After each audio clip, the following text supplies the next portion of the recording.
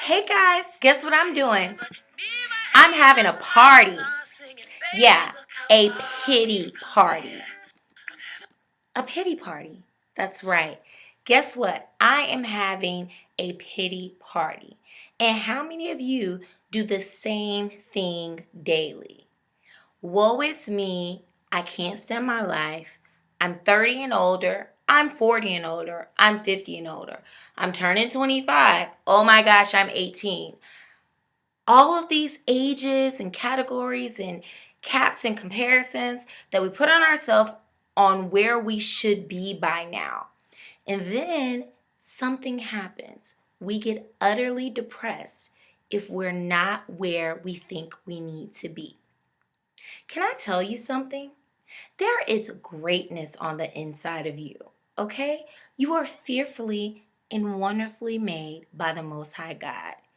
You were born with gifts and talents. You were born with a purpose.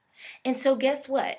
No matter what happens in your life, the series of unfortunate events or circumstances beyond your control, it's all going to play into your testimony or equip you for your next level in life. Okay? So it's time out for the pity parties. There is greatness on the inside of you. You have to rise up and know and believe and speak that you are great. There are things that have happened in my life beyond what I would have ever imagined. Last year, I almost lost my life. I lost my second child. I had internal bleeding and I almost bled to death. Sometimes when you're sitting on a hospital bed and you're about to die, it makes you think a lot about what you've accomplished and what you haven't. And from that point on, I said, you know what? Life might not be everything that I want it to be, but I'm going to make it the best that I can make it. So it's time out for the pity parties. We are not going to dwell in what bad happened to us yesterday or the day before or 2 years ago, because if you continue to live in the past or you continue to live in the awful things that happened to you, you will never be able to move forward to your fullest potential. It is time out for feeling bad for yourself and for feeling bad about yourself and for holding grudges and being angry at whoever hurt you.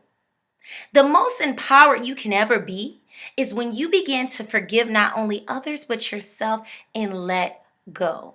Vengeance is mine, said the Lord. I will repay. However he wants to take care of that. If he wants to take that person and turn their life around so that they can live better and do better, then so be it.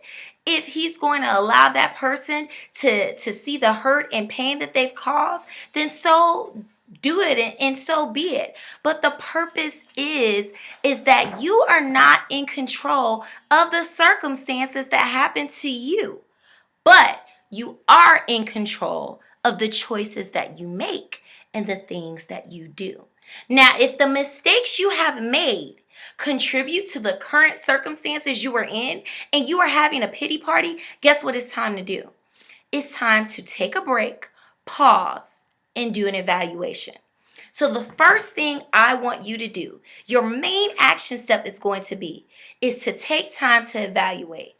How did I get here?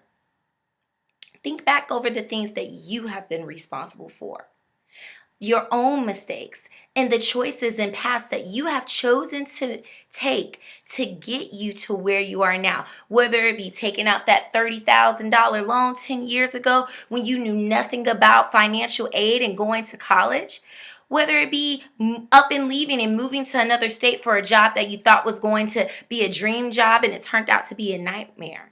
Now you have to evaluate, come to how did I get here, and work through the circumstances. You have to break the pattern of being stuck in a rut, continuing with bad cycles, and feeling horrible about yourself.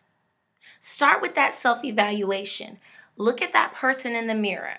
Know that there is greatness inside of you, but say to yourself, today is the day that I am going to be responsible for the action that I have taken and made to get myself to this point.